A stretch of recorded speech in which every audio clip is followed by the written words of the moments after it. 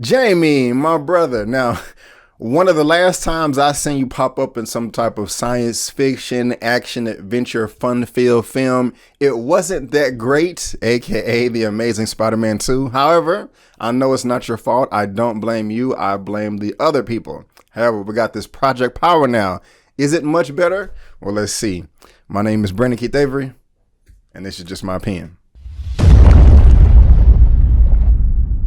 Hey, what's going on, everyone? I want to thank you so much for tuning in to my opinion/review for Project Power, which is on Netflix right now. You can go check it out, which I'm sure you have a subscription. I really do appreciate it. And if this is your first time finding me and you want more movie reviews, me doing trailer reactions, or responding to entertainment news or anything I think is cool, please right now click on that subscribe button. And also, if you like the video, go ahead and give me that thumbs up because it helps out a lot. Project Power is one of the latest films that has been released on Netflix. Came out Friday, August 14th, 2020. So like I said, if you have a subscription, go ahead and check it out if you are a big fan of the cast, because I am. Let's talk about the directors. This was directed by Henry Joost and Ariel Schulman. Now, if you do know these two, they are a pair and have worked together before in other projects. You may have heard them before, Paranormal Activity 3 and 4. And I have seen all the Paranormal Activity films. I think I did like numbers 1 and 2. I think they're up to like 5 or 6, and I really didn't like the later ones. But they are a part of that project, and they also have been attached to come out with the new adaptation of Mega Man, an old anime from back in the day that I am familiar with about this much. But before we go into the actual review, let's see what this thing is about. On the streets of New Orleans, word begins to spread about a mysterious new pill that unlocks superpowers unique to each user. The catch: you don't know what will happen until you take it. While some develop bulletproof skin, invisibility, and super strength, others exhibit a deadlier reaction. But when the pill escapes the crime within the city to dangerous levels, a local cop, Joseph Gordon-Levitt, teams with a teenage dealer, Dominique Fishback, and a former soldier, fueled by a secret vendetta, Jamie Foxx, to fight power with power and risk taking the pill in order to track down and stop the group responsible for creating it. Now, doesn't that sound exciting? So this film is a combination of action, crime, sci-fi, and adventure. And when you have all of those balled up into one, for the most part, you're going to have a good time if everything is executed the way it should. It's my favorite type of entertainment other than like martial arts and comic book films. And after seeing this film, I can honestly say that I am very satisfied. I really did enjoy this. And it's actually something that I wouldn't mind watching over and over again at home. I don't necessarily know that if this was released in theaters, I would go that far to pay for it a second or third time. But definitely if I'm at home, whether it's tomorrow, next week, or 3 years from now, if I am flipping through the channels and Project Power comes on, it may go ahead and get a 4th, 5th, 6th, 7th, or even 8th visit. And I think that's mainly due to the cast that's in this film.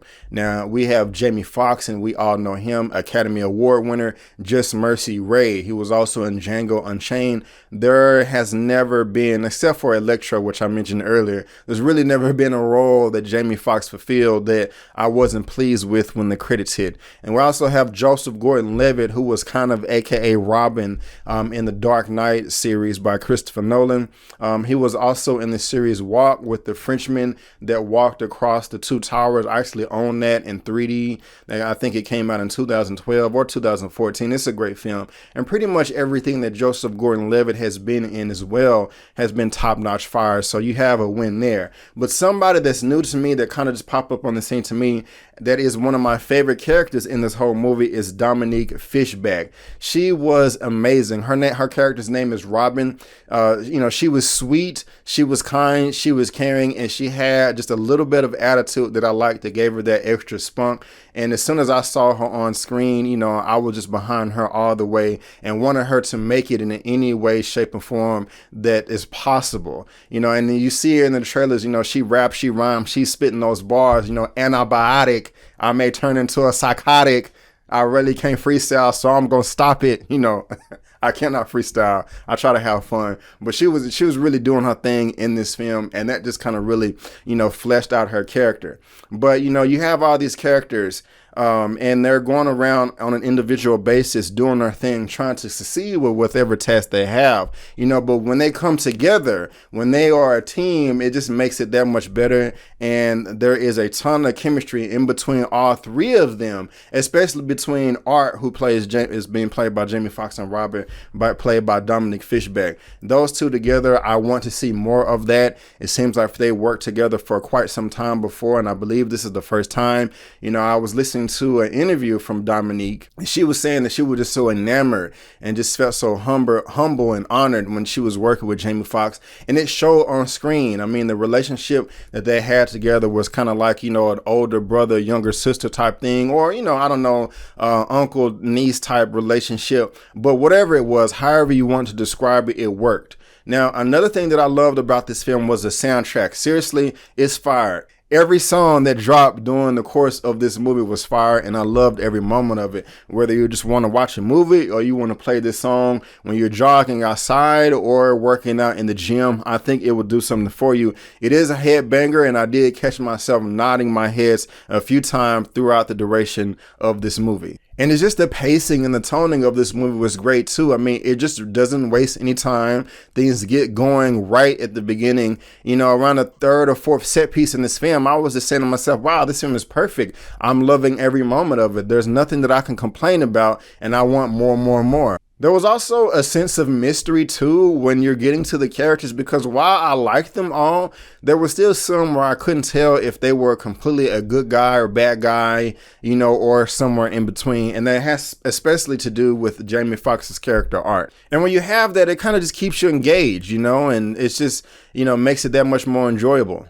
Now, you also have Courtney B. Vance in this film as well. He has a very small role, so if you blink, you may miss it. But he still did a good job too. So we have this film, Project Power. We can take this genre of film of superpowers and still be able to come up with a new creative way to display that in a narrative that's still, entertaining to the masses and not seem like it's watered down or something that you've seen before. I have to give credit where credit is due. The powers in this film, I liked how they utilized that, especially with the camera angles. I don't know the budget of this film. When I looked it up, I couldn't find it. However, you can tell that it was tailored, but with the money that they use, I think it was spent very well. When you did see a good display of powers, whether it was somebody that could go invisible, bulletproof, turn into like the Human Torch or like Iceman from the X-Men series. I liked the way it was shot. I liked the way it was choreographed for the most part. And I liked just the whole surrounding environment and how it was utilized with other supporting characters that did not have powers. I thought that was very creative. I thought it was provoking, thoughtful. It just worked, especially the camera angles. They really did do something there, with the directors, giving you that POV, that point of vision of the said person with the powers, and as they're trying to execute their mission. And when it comes to a science fiction film like this, early at the beginning of the film, I just want them to set the rules of their universe and stick to it. Okay. No, it is not realistic that someone can just pop a pill today and they get powers for 5 minutes. We all know that. But however, when we jump into movie land, movie world, and the movie universe, create the rules and stick to it. And I thought that this film was able to do that very, very well. Also, as far as the fighting choreography, I thought it was decent, but that's kind of one of my gripes started, because the camera choreography, or it just wasn't shot as well or as best as I thought it could be. I'm a big fan of martial arts film. This is my most favorite, type of film overall. And I don't care how well the choreography is, if you don't place the camera in the right place, nothing matters, And I think they did a decent job there. They could have done better, but I was still able to enjoy the film. Now, if we want to get over into some of the things that I really didn't care for too much in the film, it's just sometimes, we have this rule, and I was just talking about how they stuck to the rules. Well, they have this rule where you have your powers for 5 minutes. Sometimes it seemed like they had powers for 20 minutes. I'm like, okay, you know, what's going on? So, you know, that kind of bugged me there. But while the beginning of the film started out so strong and the middle of it was great too, the ending of it just wasn't strong, and you just had kind of like a weak villain. And also there was just too many things that were just too convenient for me to be like realistic. To me, the third act just wasn't as strong. It was just too convenient. It was very cool again, and I love the display of powers, you know, but the setup just kind of fell flat to me. Still entertaining, but could have been much better in my opinion. And the last gripe I have is I don't like excessive exposition dumps to where a foe, an ally, a friend, or an enemy is just, you know, monologuing like, yes, this is my plan, and we've been trying to do this for so long, and, you know, I'm explaining my goals in here. I mean, just in a realistic setting, who is just going to give a speech, you know, when they're trying to topple the mountain? That just really doesn't add up to me. But those are just little gripes. It's still a film that I enjoyed overall, and I think you will too. So if I had to rate Project Power out of a 1 out of 10, I think I'm going to give this film a 7.5 out of 10. Yes, a 7.5 out of 10.